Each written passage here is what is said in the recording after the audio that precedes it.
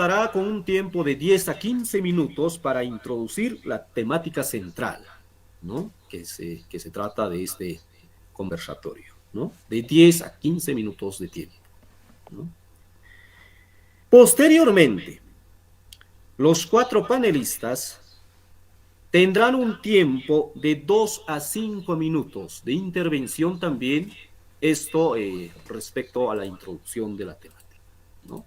Esto es una primera fase. Esto es una primera fase, ¿no? Luego, retomará el expositor principal la palabra una vez ya terminado, una vez ya concluido esta ronda de introducción, expositor principal y los 4 panelistas invitados, retomará nuestro principal invitado también, ¿no? Con un tiempo de 2 a 5 minutos. Después, esto es la primera fase, como digo. La segunda fase, estimados panelistas y todos los que están presentes, ya estamos, ahí ya empieza lo que son la ronda de análisis y de debate, ¿ya? Ahí ya entramos. Recordemos que la primera instancia es la introducción, segundo ya vamos a entrar ya a la fase de debate, ¿no? Esto igual con un tiempo de 2 a 5 minutos por cada panelista también. Bien, una vez claro todo esto, pregunto a la sala y a los panelistas, ¿estamos claros con respecto a los tiempos? Sí, todo. Perfecto, perfecto, muchas gracias. Bien, para ganar tiempo, entonces, iniciamos, como bien ya dije y hemos presentado, iniciamos con el historiador Pedro Portugal Molinedo a iniciar su exposición inicial. Estimado don Pedro, tiene de 10 a 15 minutos de introducción. Adelante, estimado. Gracias. Muchas gracias. Bueno, para empezar, creo que es importante recalcar que estamos viviendo un momento muy importante político, porque en Bolivia se da toda una serie de ciclos, o sea, tenemos como todo país unas peculiaridades que se manifiestan, digamos, en el hecho de que periódicamente hay un partido, hay un grupo dirigente, hay una idea dominante que dirige la vida nacional por un periodo generalmente alrededor de 15, 20 años. Entonces, todos, como cualquier ciclo histórico, ¿no es cierto?, tiene su nacimiento, su apogeo y también tiene el momento en que culmina y que deja paso, digamos, a un nuevo ciclo. Esto está ligado a acontecimientos nacionales, a acontecimientos internacionales y sobre dominantes. Esto es muy importante considerar porque muchas de las personas, especialmente algunos jóvenes, casi toda su vida consciente la han pasado, digamos, en un marco de este nuevo ciclo, que es el ciclo político del MAS. Entonces, cuando uno está imbuido, digamos, de cierta vivencia, es importante, digamos, tener esta relatividad. Antes del MAS hubieron otros ciclos y posiblemente después va a haber otros. Entonces, lo importante es analizar las peculiaridades, las particularidades de cada ciclo, su regularidad, digamos, a qué se influye, y de esta manera todos nos volvemos no solamente observadores, analistas, sino nos volvemos partícipes, digamos, de un acontecer político nacional. Ahora, ¿cuáles son las características particulares de estos ciclos en Bolivia? Lo principal es que se da, digamos, como dos, digamos, actividades fundamentales. Un ciclo de cierta parte de la población, la que tiene el control social, la que tiene el dominio político, y un otro ciclo, digamos, que es de los movimientos indígenas. Entonces son ciclos que nacen curiosamente separados, pero que a lo largo de los diferentes periodos se imbrican, y se imbrican de manera cada vez más estrecha, más importante, ¿no es cierto? Hasta quizás, digamos, en el futuro prefigurar un solo ciclo, digamos, en la que ambas iniciativas, la iniciativa, digamos, podríamos llamar política criolla y las iniciativas políticas indígenas, lleguen a constituir un solo cuerpo, digamos, de fenómenos políticos. Mientras tanto, digamos, los aspectos característicos de cierta disonancia, es decir, el hecho de constatar que en Bolivia hay un grupo que domina y hay un grupo subordinado.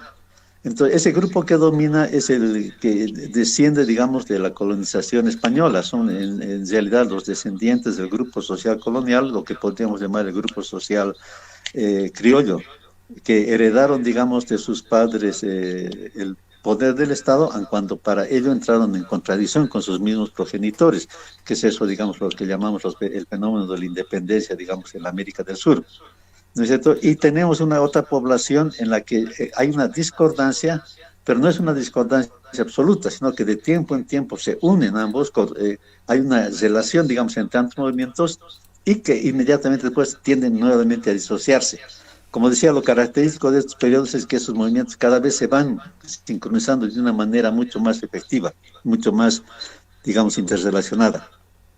¿Cuál es el origen, a mi modo de ver, digamos, no solamente a mi modo de ver, sino a modo de ver de muchos estudiosos de este fenómeno? Es que en Bolivia, como en todos los países de América del Sur, no se ha efectivizado de manera adecuada el fenómeno de la descolonización.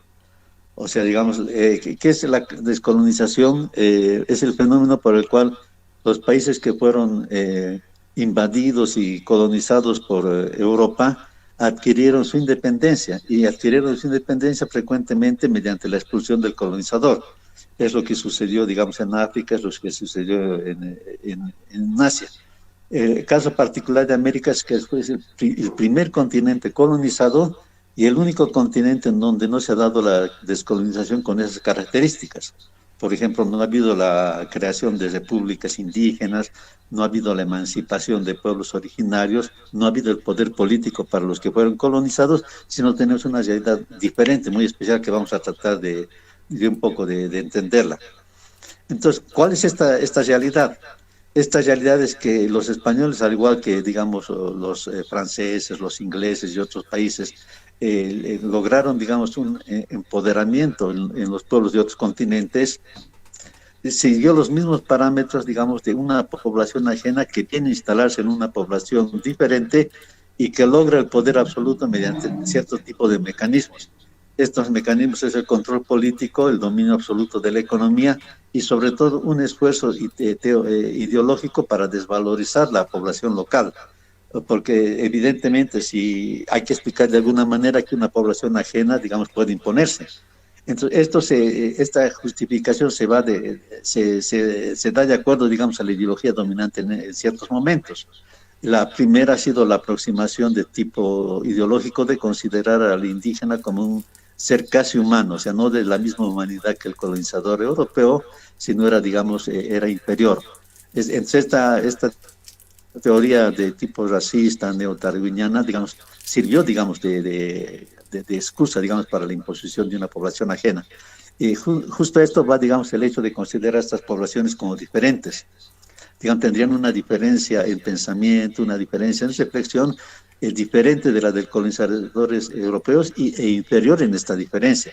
La del colonizador europeo sería la que más se acerca a la comprensión de lo real, a la administración de lo concreto, y las poblaciones indígenas serían casi infantiles, que están en un proceso, digamos, de humanización, ¿no es cierto?, en la cual, digamos, el sometimiento al colonizador no es una agresión, sino es más bien un hecho positivo. Son aquellos que traen el progreso, son aquellos que traen la civilización, etc. Entonces, digamos, esas explicaciones ideológicas se han dado en todos los fenómenos de colonización. Y justamente la descolonización ha sido el rebatir, digamos, esas ideas, el discutir, digamos, las ideas de diferencia, de desigualdad que puedan justificar la dominación. Ahora bien, políticamente es un hecho curioso. América del Sur fue el primer continente colonizado, pero el que no se dio esta descolonización como se dio después en África y en Asia. Es decir, esas poblaciones adquirieron conciencia de su diferencia, de sus derechos, expulsaron a los colonizadores e instalaron sus estados propios. ¿No es cierto? Entonces, lo que tenemos que reflexionar es por qué, digamos, sucede, por qué tenemos esta peculiaridad y cómo, digamos, administrar esta peculiaridad en nuestro caso. El caso, digamos, de descolonización en América del Sur se aparenta un poco a lo que casi sucede en Argelia y a lo que sucedió después plenamente en África del Sur. Es decir, es bastante razonable y fácil, digamos, la contradicción con el colono, cuando el colono es el instrumento de la metrópoli. Es decir, cuando hay una potencia extranjera que explota y oprime a través de unos colonos intermediarios. Pero el caso varía cuando estos colonos, digamos, empiezan también a distanciarse de la metrópoli y empiezan a tener una descendencia. Entonces, esta descendencia, los hijos ya no se sienten parte de la colonia europea, se sienten con la población local con la que entran a veces en contradicción, sino adquieren una nueva personalidad, una nueva identidad. Eso empezó casi en Argelia. En Argelia los hijos de los colonos franceses empezaron a tener una distancia de su madre patria y una distancia, digamos, del colonizado árabe, y empezaron a reclamar un derecho de identidad, de diferencia. Fueron los llamados pies negros. Y antes, digamos, de que se consolide esta realidad, los árabes reaccionaron, hicieron una descolonización y recuperaron, digamos, el control de su país y crearon los estados autónomos, digamos, de Argelia, de Marruecos, etcétera. ¿Ves?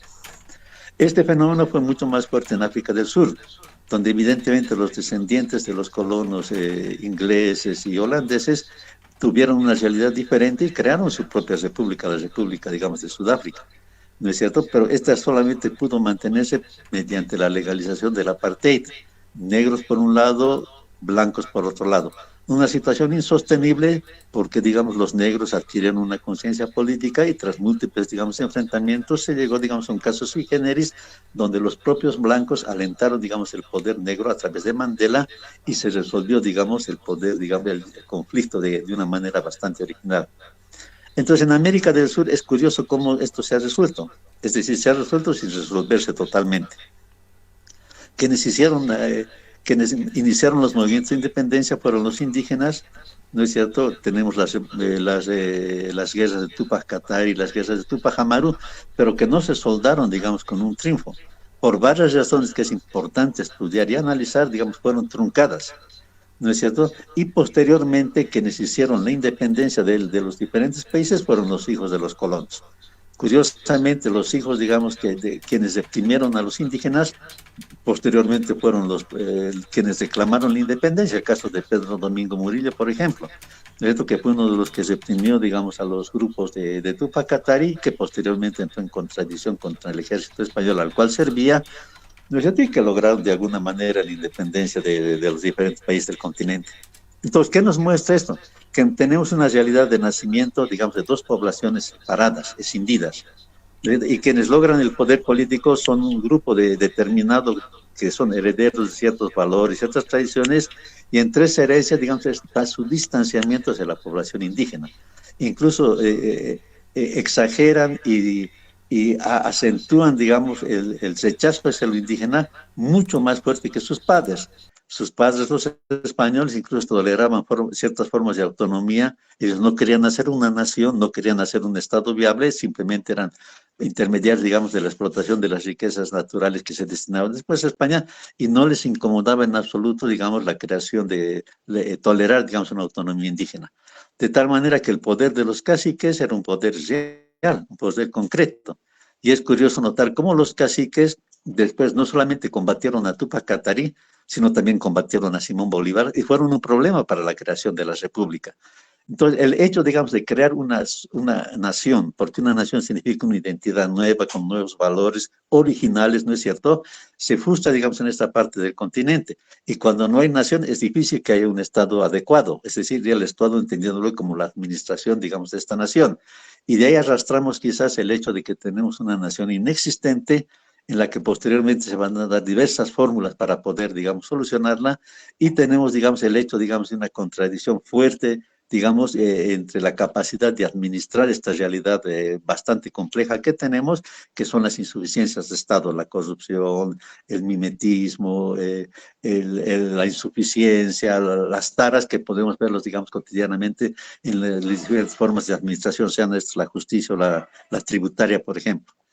Entonces, lo peculiar de Bolivia es que estas dos poblaciones, al final de cuentas, salen como separadas, teniendo momentos de contacto en los cuales se busca, digamos, resolver problemas comunes, momentos de separación, momentos de antagonismo. No se da, digamos, un caso de una especie de permanente opresión, como en el caso de Sudáfrica. No se da el caso, digamos, de una lucha frontal armada, como se dio en el caso de Argelia. Se da una cuestión, digamos, diferente, una cuestión sui generis. Entonces, ¿dónde, digamos, la resolución de este problema necesita la elaboración, digamos, de una interpretación y de agentes que puedan resolver este problema. Ahora bien, lo peculiar de Bolivia es que todos estos elementos solamente se daba de una parte de la población. Quienes interpretaban al indio, quienes hacían alianza con el indio o estaban después con el guerra con el indio, eran los criollos. El indio no tenía una iniciativa, el indio era casi una parte, digamos, que sufría, manteniendo su identidad, por supuesto, sufría, digamos, las decisiones y las aproximaciones de la otra parte de la población. Entonces, esta parte, digamos, anómala se caracteriza por momentos de tensión, por momentos de enfrentamiento y por grandes momentos de articulación. Se podría decir que en Bolivia no se resolvió ningún problema grande de Bolivia sin la intervención del indígena. El indígena en el momento de la independencia, el indígena en el momento de la contradicción republicana, digamos, en sus inicios, el indígena, digamos, como elemento, digamos, que derime que Bolivia tenga una orientación y no otra, el caso de la guerra, digamos, federal, donde la alianza con el bando liberal por Zárate Urca determina el triunfo de uno de estos bandos. El indio como emblema en ciertos momentos de transformación, el caso del MNR, digamos, donde el indio campesino y el indio obrero, el indio artesano, digamos, es el motor de toda una revolución que transforma. El indio como fermento, digamos, de transformaciones en Bolivia recientemente, el año 2000, 2003, 2005, a través del liderazgo de Felipe Quispe, y finalmente el indio como presidente, digamos, con Evo Morales. O sea, digamos, el mito de que recién en un momento dado el indio de una permanente explotación hubiese salido al protagonismo político es falso. El indio ha estado permanentemente, no ha sido no solamente elemento de decisión, incluso contradictorio y negativo. Los españoles que vinieron a esta parte fueron como 180, que desestructuraron la sociedad de los incas porque miles de indios se pusieron al lado de los españoles. El indio en última instancia ha sido elemento decisivo, pero no elemento director y menos elemento, digamos, que juegue hacia, digamos, el empoderamiento o el predominio de su grupo social y de su grupo nacional. Entonces, digamos, esa contradicción se la va arrastrando, de tal manera que los descendientes de los españoles tienen la necesidad del indígena, pero al mismo tiempo tienen un menosprecio del indígena, porque lo consideran el indígena algo como, digamos, fácilmente maniobrable, fácilmente utilizable. ¿A qué se debe este aspecto? Aquí podemos lanzar varias hipótesis. La primera sería de que no se puede tener un empoderamiento, digamos, contemporáneo si no se manejan los elementos, digamos, de ese momento. Y es por eso que el español en sus inicios prohibió a la indígena el conocimiento, digamos, de los mecanismos de saber y de los mecanismos de administración que eran propios de la colonia. Excepto algunos hijos de los nobles, ¿no es cierto? Porque conocemos bien la aceptación que tuvieron los hijos de los caciques, a los cuales se les hizo escuelas especiales, etcétera, pero en general no se formó una casta indígena que pueda administrar. Y la administración no es la memoria del pasado, la administración es la administración del presente y la previsión del futuro. Y eso se lo hace no solamente, digamos, con los conocimientos anteriores que hubiésemos tenido con nuestro ancestro, etcétera, sino con el dominio, digamos, de esos elementos. Y esos elementos fueron siempre escatimados hacia el indígena. ¿No es cierto? O sea, la educación, recién en Bolivia, la educación primaria incluso empezó a ser vigente en el campo a partir de 1930. Que llegaron después a su culminación con las epopeyas de Guarizata, etcétera. O sea, el conocimiento era visto por el colonizador como un peligro, porque el que tiene conocimiento tiene poder. Lo mismo el uso, digamos, de los recursos materiales. Recién después de la catástrofe de la Guerra del Pacífico, se vio la necesidad de que el indígena haga el servicio militar, que sirva, tenga el poder de las armas. Porque cuando se tiene el uso de las armas y se tiene el conocimiento, o sea, el peligro, digamos, de la autonomía es evidente. Entonces, hubo una permanente marginación del indígena, permanente marginación. Esa marginación, a mi modo de ver, incluso llegó a extremos de ser confundida con una especie de aceptación del indígena, que es lo que hemos vivido en estos últimos años, donde sinónimo del indígena, digamos, es lo ancestral, la cosmovisión, una forma diferente, una alteridad radical, ¿no es cierto? Porque esto es bien importante. En la historia de la colonización hay momentos, digamos, donde hay predominio de una ideología. La colonización se hizo con la filosofía de la escolástica. Después hubo el predominio del positivismo. Y cada movimiento político en Bolivia se aferró, digamos, a la moda ideológica del momento para tratar de resolver lo que ellos llamaban el problema del India. El MNR, por ejemplo, coqueteó un momento con el nacionalsocialismo y después agarró, digamos, la idea de que el problema del India era simplemente un problema económico, por ello se hizo la reforma agraria y por ello, digamos, su rechazo de no llamar indios, sino de llamar campesinos. Y lo que hemos vivido estos últimos años es una especie de predominio grande de una concepción del indio como una especie de otredad absoluta y de virtud absoluta que solamente tiene su razón de ser, digamos, en la mantención, digamos, de tradiciones, de saberes, de concepciones, en lo cual indio llega a ser sinónimo, indígena llega a ser sinónimo de una cosmovisión absolutamente diferente, ¿no es cierto? Y se trata de mantener eso como salvaguarda de la identidad indígena, esto unido a la forma política de las autonomías indígenas. Y toda esa gran masa de indígenas, ¿no es cierto?, que pues, sus hijos van a la ciudad, ponen la educación, etcétera, es visto incluso como algo anormal, como algo no indígena, como una especie de población flotante, que contradice lo que han sido los movimientos, digamos, de liberación a nivel mundial, donde es esa población de origen indígena que adquiriendo el conocimiento y el saber, digamos, del colonizador, logra la descolonización, que es una inevitabilidad, digamos, de tipo político. Entonces, ¿qué vemos actualmente? Vemos, digamos, que todas estas ideas, como ha sucedido anteriormente en Bolivia, entran en crisis al fracasar una alternativa política. ¿Y qué sucede? Al fracasar una alternativa política dejan un vacío en la cual se mueve nuevamente la población indígena y se mueve con nuevas propuestas. Esas propuestas han sido hasta cierto momento dependientes de las modas que había, digamos, en la parte criolla. Hasta 1952 no había una originalidad indígena, un proyecto propio. Ya a partir de los años 60 y coincidiendo con la crisis del MNR, empiezan a surgir nuevas ideas, que ha sido el indianismo y el catarismo, donde se plantea la posibilidad, ¿no es cierto?, de tomar el poder. El razonamiento es simple. Si somos mayoría en la población, ¿por qué no tenemos un presidente indígena? Eso fue, digamos, una especie de anatema, de insulto grande, digamos, porque ya la parte criolla consideraba de hecho al indígena como un ser inferior que nunca podía lograr tener la administración del poder político. Entonces, esa consigna, que es lo característico del indianismo y del catarismo, llegó a su realización, digamos, incluso banalmente con el acceso de Evo Morales al poder. Pero ahí no termina. ¿Cómo se administra? Perdón, estimado Pedro, tenemos un minuto más, por favor. Perfecto. Entonces, ¿cómo se hace que se plantea? Y ahí tenemos toda la serie, digamos, de medidas que adoptó el MAS y que al igual que los otros periodos, al entrar en crisis políticamente, deja abierto, digamos, el campo para un nivel de reflexión y para la originalidad. Entonces, ¿qué vemos a lo largo de la historia para concluir? Cada vez un acercamiento más de estas dos tendencias que se va, digamos, y que puede culminar en la creación de una nueva forma. Y en la creación de esa nueva fórmula se ve cada vez más protagonismo indígena, y el protagonismo indígena no es el protagonismo, digamos, de formas ancestrales, es el protagonismo de quienes tienen una vivencia, digamos, paralela y sincrónica, digamos, con la del colonizador, disputándole de alguna manera el control de la sociedad. Estos elementos posiblemente, esto lo dejamos a discusión, sean los que van a marcar el futuro una vez, digamos, concluido el ciclo del MAS y abierta una nueva etapa de transición política. Gracias. Muy agradecido, estimado Pedro Portugal. Él es un destacado historiador, ¿no? Una primera parte fueron las intervenciones iniciales que ha realizado, ¿no? Bien,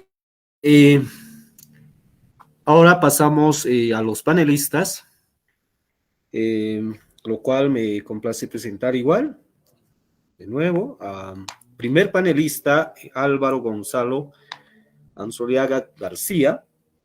Él es representante de la Federación Universitaria Local, FUL, de la Universidad Mayor de San Simón, Cochabamba, ¿no?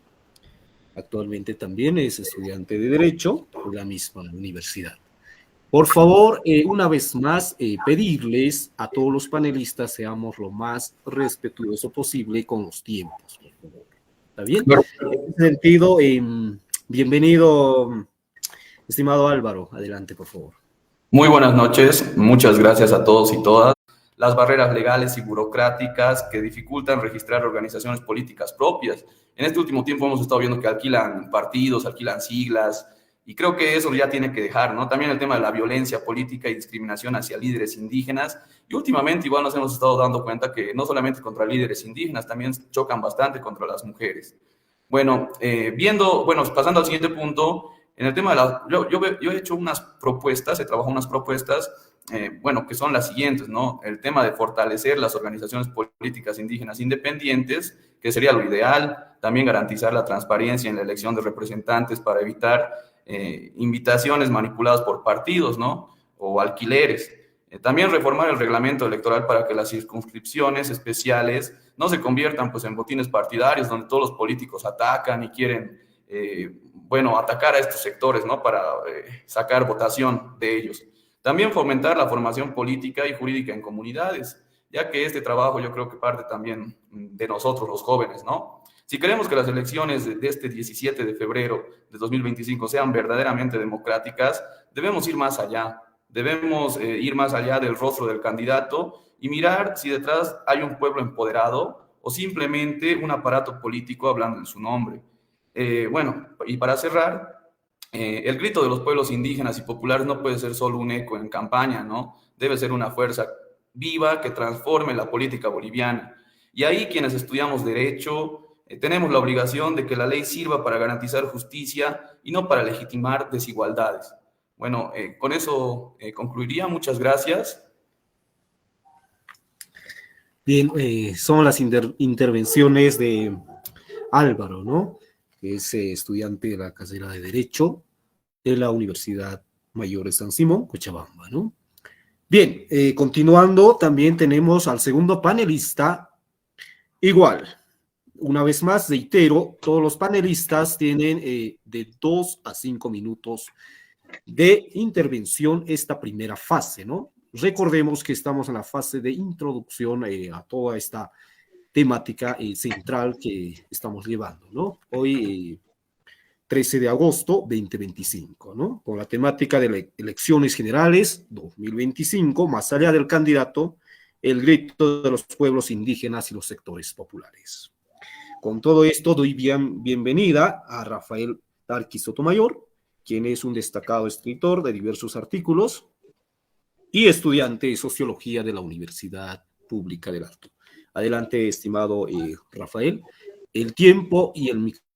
Y estar como panelista y acompañado de los grandes hermanos y hermanas, y sobre todo con el maestro Pedro Portugal, ¿no? Que incluso su periódico Pucar ha pasado de generación en generación, desde mi padre.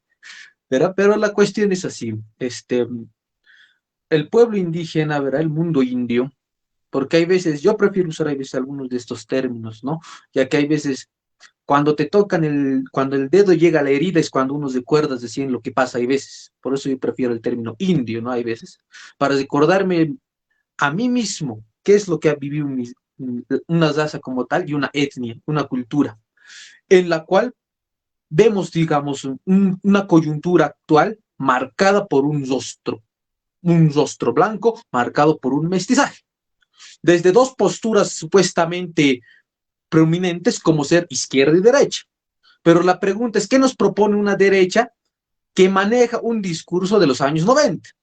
Lo que entra Pablo González Casanova, ¿verdad? En su colonialismo interno, cómo recibimos un monopolio cultural. Y estos individuos de la derecha entran en ese monopolio cultural. No innovan, no plantean nuevo, por lo menos en Argentina y el libertario, que es una mezcla por lo menos más reciente, pero no, el movimiento neoliberal actual está basado por un movimiento de los años 90 que ha fracasado en Inglaterra y en Estados Unidos en el año 2008. Eso es lo que planteó este proyecto. Y el otro es un sindicalismo hueco, un agente vacío. Eso es lo que propone como su personaje andrónico. Este personaje que algunos lo asocian incluso con el mundo indígena, pero no marca más que un sindicalismo hueco, propio de la muerte de la revolución europea. Eso es lo que dicen algunos autores. La muerte de las revoluciones es el sindicalismo, sobre todo el discurso sindicalista. ¿Y qué es lo que nos plantean? Dos movimientos y el pueblo indígena se ve, el mundo indio se ve atrofiado, con rostros blancos.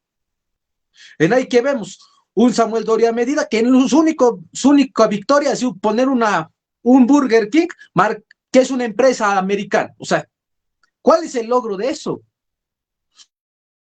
Y él, por eso hay veces planteo que estos personajes de característica mestiza no van a lograr una estabilidad, ni siquiera un progreso en Bolivia, porque hay un sentimiento de mediocridad.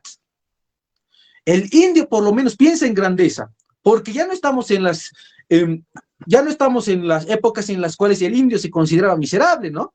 Eso es lo que a veces se les critica a los discursos de pseudo-indianistas que miserabilizan al indio. El indio que es pobre, el indio que es ignorante, cuando no, el indio ya es licenciado, el indio ya puede manejar dinero, como acaba de mencionar el maestro Pedro Portugal, el indio ya puede disputar el poder. Tal vez a principios no, había una mezcla y con el MAS ha sido una ruptura entre, ha sido una ruptura, pero también una asociación entre entorno blancoide mestizo mezclado con lo indígena. Pero ahora por lo menos ya hay una mente que puede ir a la lucha del poder. Porque el indio ya puede luchar el poder. Ya no estamos en los discursos miserables de que el indio es pobre, no. El indio ahora ya puede manejar empresa. El indio ya puede manejar discurso académico. En cambio, en las elecciones, ¿qué vemos? Vemos en el movimiento del socialismo, supuestamente un movimiento de pseudo-indigenistas, vemos Eduardo del Castillo, un personaje mestizo que ni siquiera es capaz de dar un discurso a favor del pueblo indígena, ¿no? ¿Qué vemos por el otro lado? Tuto, que sus hijos ni siquiera tienen ciudadanía boliviana, tienen ciudadanía norteamericana. En cambio, un Andrónico que técnicamente es una marioneta de entornos blancoides. Eso es lo que está pasando. Y en cambio, se nos muestra ya un esquema un parámetro de elección nula. O sea, ¿qué vamos a sacar de un entorno en la cual no hay representación indígena? O si es una representación indígena, como dijo el hermano, una representación indígena simbólica. Una representación indígena y simbólica, pero para para suplentes, ni siquiera para primeros senadores. Eso es lo que se está planteando en estas elecciones. El indio ya tiene que disputar el poder, pero se nos está haciendo un lado. Esa es la realidad de ahora, del mundo indígena. Eso es lo que se está poniendo en la cuestión. Un mundo indígena atrofiado, porque partidos de tinte conservador, incluyendo el MAS, que ya se ha vuelto un partido conservador, está atrofiando al mundo indígena. No hay partidos, no hay una cara indígena. Y como un autor dijo, se hace incluso apropiación cultural. Un Samuel con poncho, un Tuto con poncho.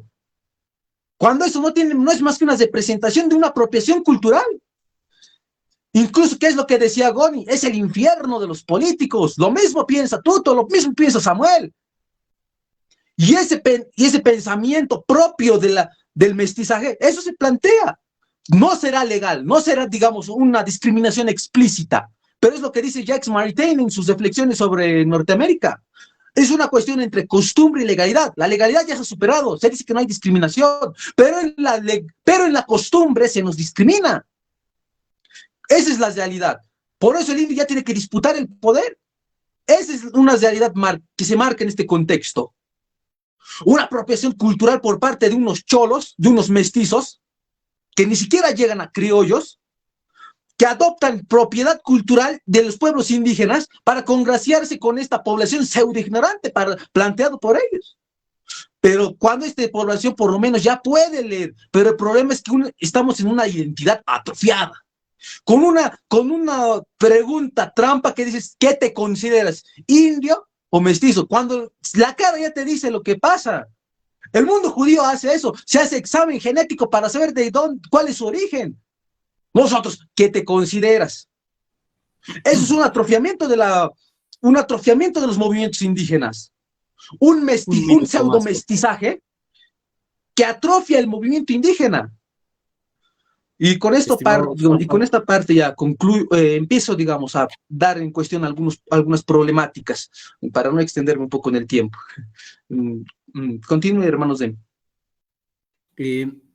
Simplemente quería decirle un minuto más les está, estimado Rafa. Bueno, hermano, entonces continuaré con algunas opiniones, ¿no? En la cual eso es lo que se ve. un mestizaje. ¿Por qué? Porque el mestizo es mediocre. Por tradición, zoban aquí y se van a Europa. Ese es el pensamiento mestizo. ¿Dónde está la grandeza de un personaje así? Samuel, la pregunta es que Samuel, tú, todos estos personajes, ¿pensarán en una grandeza boliviana? ¿O pensarán sobarse todo lo posible e irse a Europa? El indio por lo menos puede decir por su raza, cultura, idioma, lenguaje, puede pensar en grandeza. Ya se ha hecho en un pasado, ¿por qué no volverlo a repetir? Esa idea utópica se ha planteado los francos en Francia, con el imperio de Carlomagno. Los alemanes, los clanes alemanes se han planteado lo mismo con el gran imperio greco-romano con Barbaroja. Italia se plantea lo mismo con Roma, pero no, el mestizo, porque tiene un pie aquí y un pie afuera, no va a plantear un sentimiento de grandeza.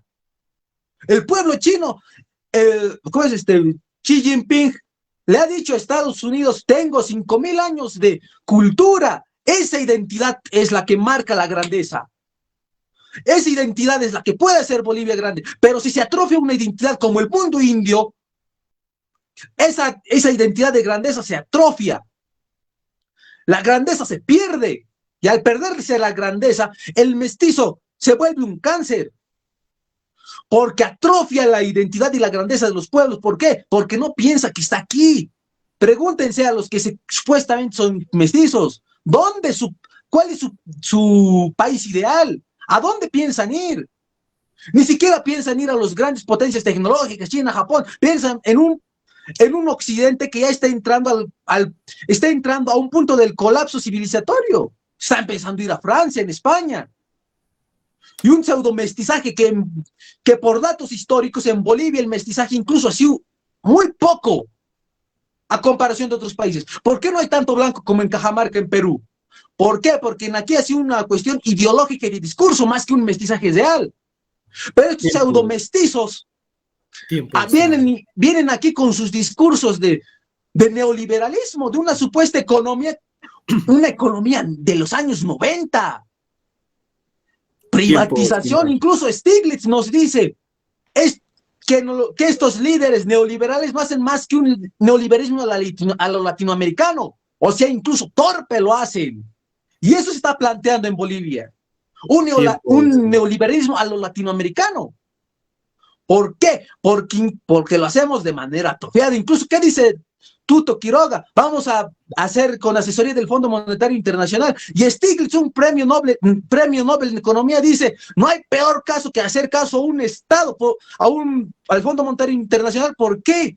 Porque es más que un beneficio de Estados Unidos. Y no solamente, ¿y eso por qué se da? Porque estos personajes tienen un atrofiamiento cultural.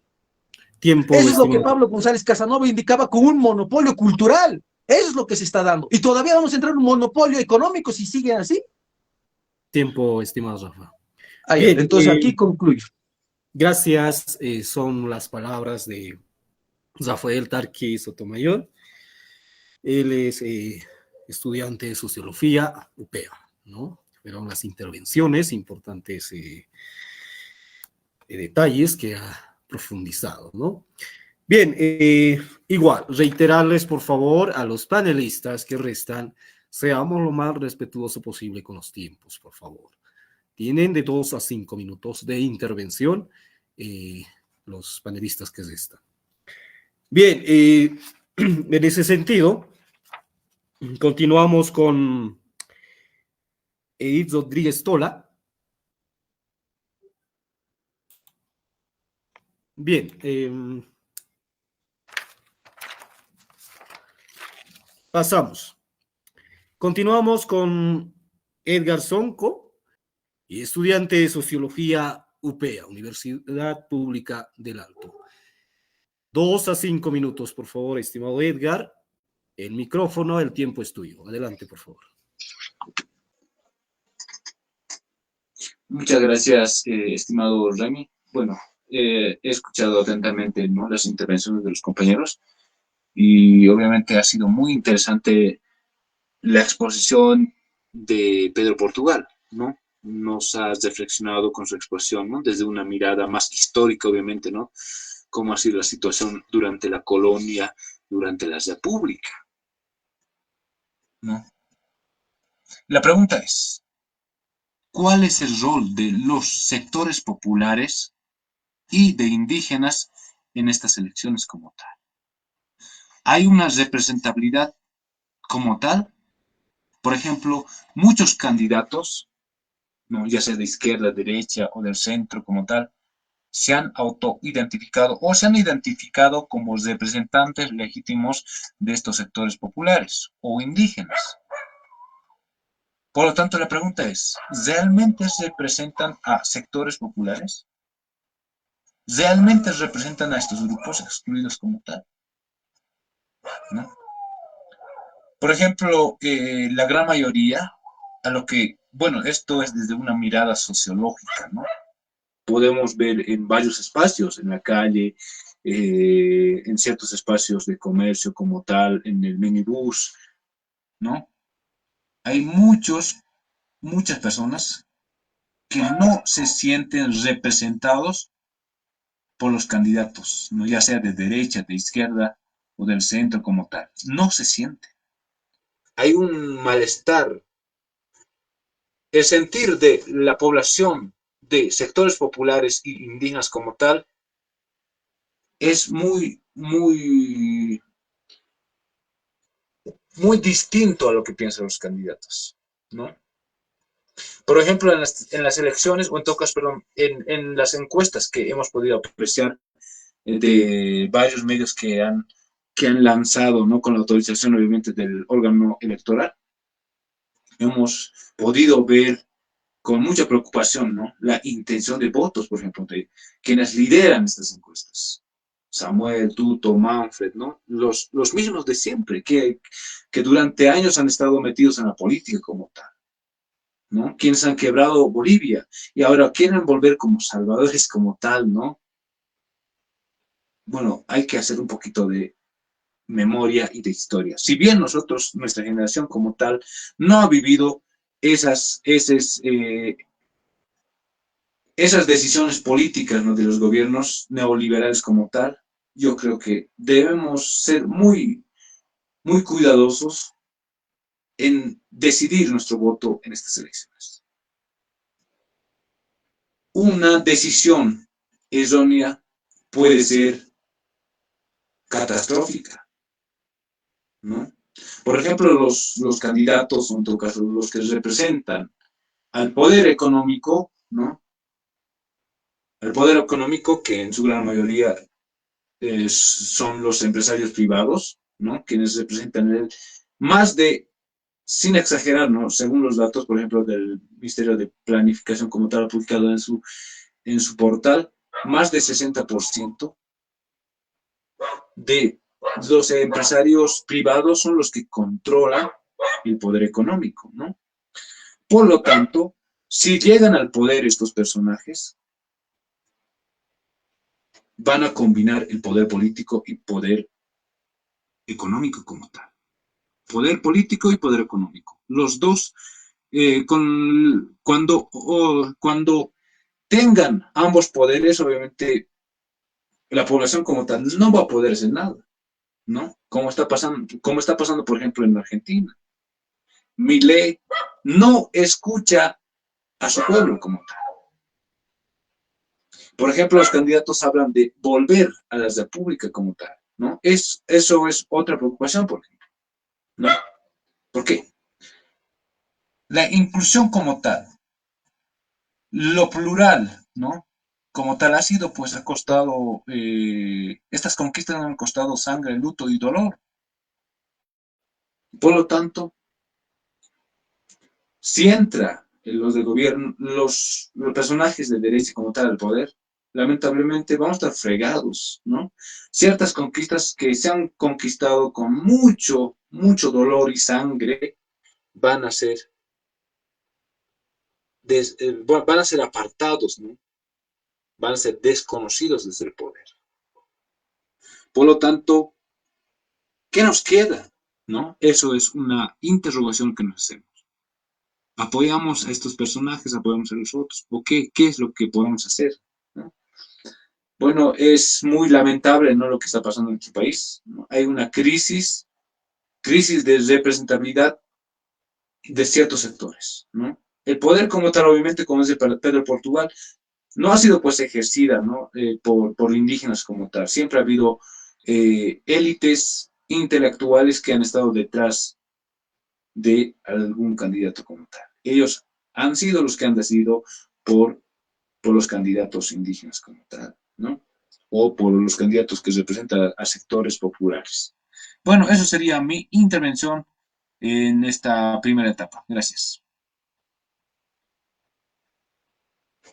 Gracias por tu intervención, Edgar, y también a los panelistas, ¿no? Bien, tres panelistas que estamos presentes, invitados y nuestro invitado especial, profesor Portugal, ¿no? Bien, esto es la primera fase del análisis respecto a la temática que estamos llevando hoy, 13 de agosto 2025, en este conversatorio virtual, ¿no?, que estamos desarrollando. Importantes argumentos, importantes puntos que han tocado cada panelista y nuestro panelista principal, ¿no? Desde muy profundo, desde su punto de vista y analítica, ¿no? Bien, en ese sentido, ahora sí, pasamos lo que es a la ronda, a la fase de preguntas, tal vez análisis que tengan con respecto a todo lo que han mencionado en sí.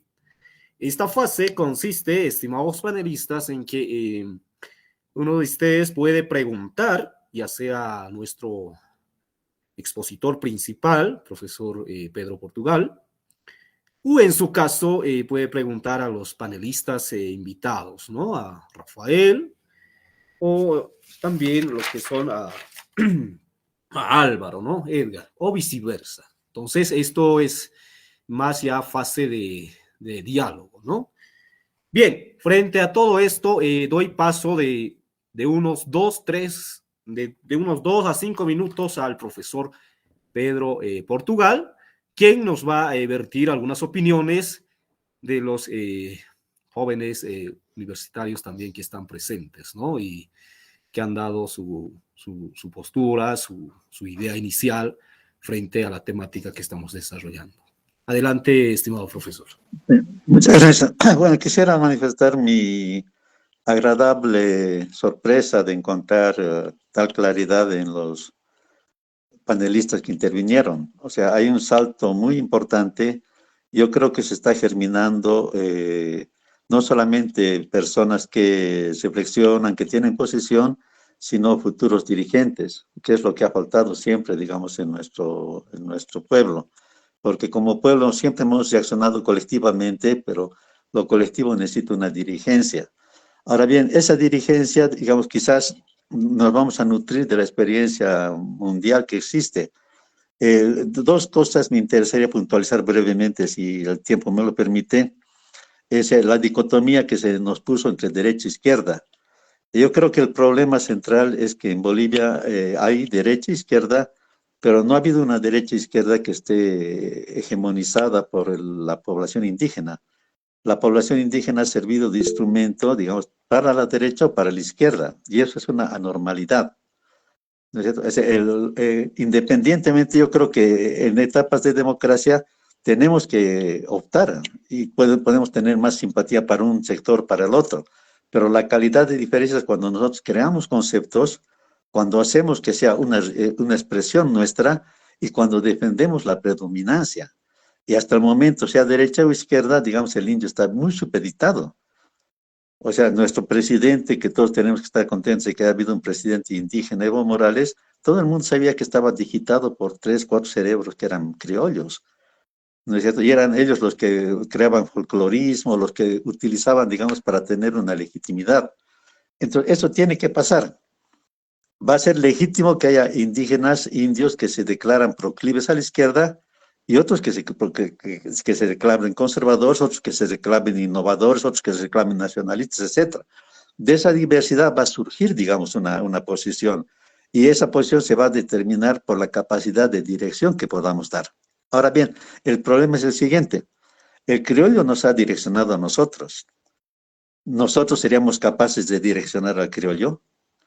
Porque el antagonismo no siempre termina y no puede terminar, digamos, en una eliminación, como han intentado con nosotros. Entonces, digamos, el problema de qué hacer con Bolivia y qué hacer con los diferentes componentes de Bolivia va a depender de la calidad y de la fuerza que tengamos, no solamente para arrastrar a nuestra población, sino también la capacidad que podamos tener de motivar que las otras partes de la población se unan a nosotros y se haga un proyecto común. Esto es muy importante porque el caso de Bolivia yo lo asemejo mucho a lo de África del Sur. En caso emblemático ha sido el de Mandela. Yo agradezco a un amigo que tuve que lamentablemente murió, Guido Riveros, que en una ocasión me regaló un póster, y este póster mostraba a Mandela con una frase que él hizo, porque él tuvo que explicar a su población por qué llegaba, digamos, un momento de coexistencia con el poder blanco, porque hubo ese momento de coexistencia. Los blancos le dieron el poder a él, y él respetó a los blancos una vez teniendo el poder negro.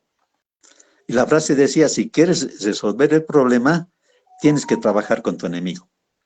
Entonces, cuando estamos en Bolivia, o sea, ya llega un momento en que no solamente nos planteamos nuestras reivindicaciones, sino la capacidad que tengamos de resolver el problema del conjunto.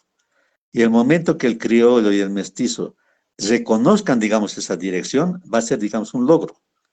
Puede que no, puede que haya otras posibilidades, pero esa pluralidad de perspectiva tiene que ponerse, porque la primera etapa es la etapa, digamos, normal, legítima, es reconocernos y ver, digamos, las injusticias que se ha hecho, los predominios que hay, el manoseo que hasta ahorita sigue habiendo en cualquier partido, incluso en aquellos que se nombran como nuestros representantes.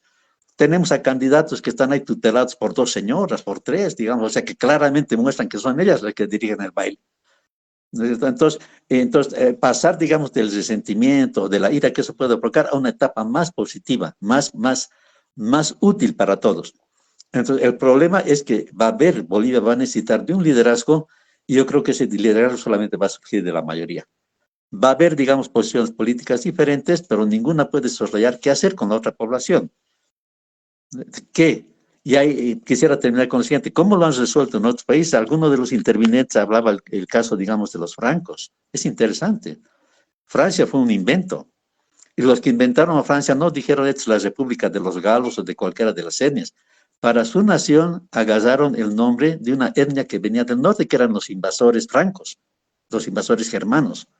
O sea, llega un momento en que hay que inventarse una nación. Y solamente un determinado grupo con una legitimidad puede hacerlo. Yo íntimamente pienso que es la población indígena la que ha acumulado fuerza y la que puede guiar. Pero la calidad de ese invento, entre comillas, tiene que mostrarse a nivel de sus representantes, de sus portavoces, y a nivel, digamos, del éxito que puedan tener en no solamente motivar y conducir a nuestra gente, sino en el éxito que pueden tener de conducir también a todos los otros sectores de la población en Bolivia. Excelente. Bien, muchas gracias, profesor Portugal. Bien, ahora sí, pasamos a los panelistas, ¿no?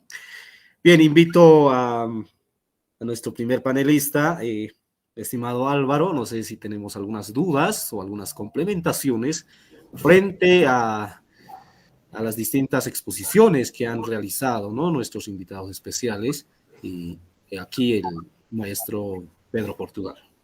Claro que sí. Muchas gracias nuevamente por darme la palabra. Bueno, yo le quería preguntar al profesor Portugal, ¿qué reformas políticas o legales considera urgentes para garantizar que las circunscripciones especiales no sean utilizadas como un mecanismo de control partidario? Sí, ¿puedo responder o esperamos el conjunto de preguntas? Esperaremos, por favor, profesor. Bien. Bien, gracias, Álvaro. Gracias, muchas gracias. Bien, pasamos invito también a Rafael. No sé si tienes algunas preguntas, comentarios o algunas ideas claves, ¿no?, frente a este Adelante, estimado. Bueno, en esta parte sí quisiera complementar algunas cuantas ideas y después ya lanzar algunas preguntas.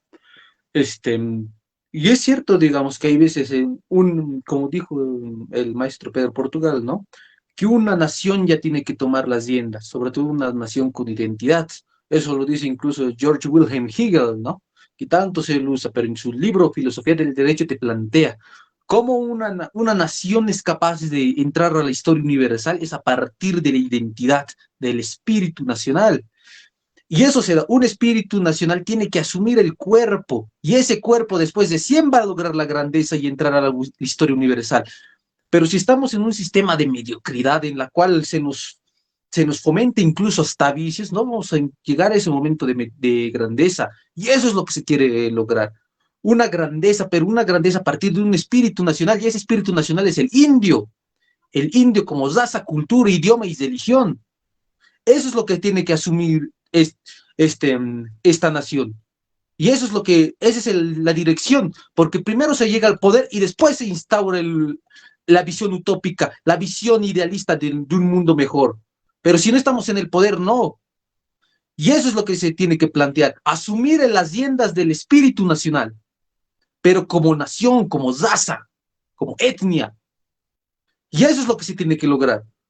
No como un mestizo con tendencias europeas en las cuales se tiene la mejor oportunidad de escaparse al extranjero. Eso no, sino quedarse aquí, luchar aquí, amar la tierra que uno tiene aquí. Con esa, digamos, pequeña reflexión uno queda después, digamos, este tipo de conversaciones. En lo cual quisiera lanzar una pregunta a los panelistas, más que todo al maestro Pedro Portugal. ¿Cuál sería el rumbo que tendríamos que lograr para obtener el poder? ¿Cuál es el rumbo alejado ya alejando ya del indio, ¿cómo es? Tipo Rousseau, el indio en estado de naturaleza, que es totalmente bueno y que por eso es incapaz de hacer mal, sino cómo tendríamos que hacer para llegar al poder. Esa es la pregunta que me surge. Gracias por tu intervención, Rafael. Agradecemos. Bien, tenemos algunas preguntas netamente para el profesor Portugal. Adelante, por favor, profesor. Adelante. Sí, muchas gracias. Bueno, lo primero me parece interesante esa pregunta sobre las circunscripciones especiales. Es decir, y está ligada como respuesta a otras preguntas, no puede haber independencia si nosotros mismos no diagnosticamos y no proponemos soluciones y no dirigimos esas soluciones. Entonces, parecería que en la Academia Internacional Europea de Occidente se hicieron una idea del indio y de ahí salió toda una serie de ideas que empezaron a aplicarla acá. Si hay algún reproche que hay que hacer, hay coincido con Rafael, digamos, contra las élites que hasta ahora nos han gobernado, que son mediocres, no están a la altura, son dependientes de las modas de afuera. Entonces, cuando afuera decían el indio es un salvaje, aquí que buscaban eliminarnos. Cuando decían al indio es esto, es esa cuestión. Cuando el indio es clase social, somos clases sociales. Ahora es una moda del postmodernismo creer, digamos, que hay pueblos que son medio naturales, que viven en comunicación con la naturaleza, que solamente se preocupan de saludar al sol cuando nace. Sí, toda una misión romántica que nace de las inferioridades y de las necesidades que tienen en Europa actualmente y que eso no corresponde. Eso no corresponde absolutamente.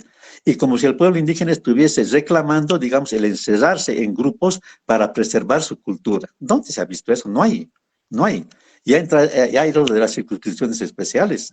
Las autonomías indígenas ha sido un fracaso, porque el indio no quiere, digamos, una autonomía, el indio quiere predominancia, digamos, en el territorio nacional.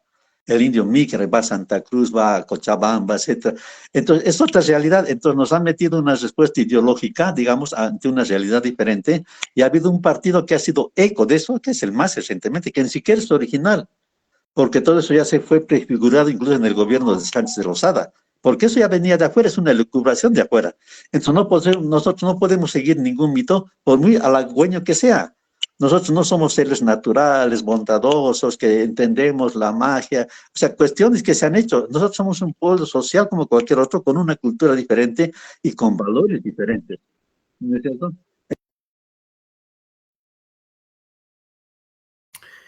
Tal vez, estimado Perdón. maestro Portugal, su micrófono, por favor.